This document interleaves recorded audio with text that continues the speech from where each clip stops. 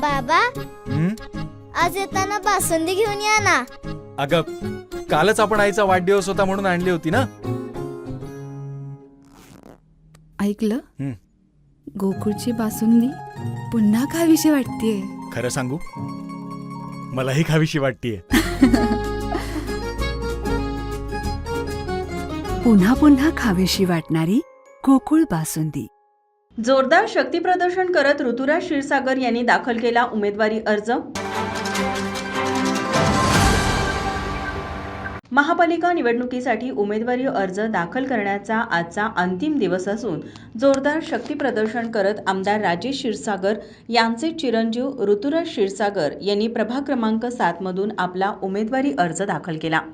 पारंपरिक वाद्यांच्या गजरात अर्ज दाखल करण्यासाठी निघालेल्या या मिरवणुकीत आमदार राजेश क्षीरसागर आणि पालकमंत्री प्रकाश आंबेडकर यांनी हलगीच्या तालावर ठेका धरत सहभाग घेतला.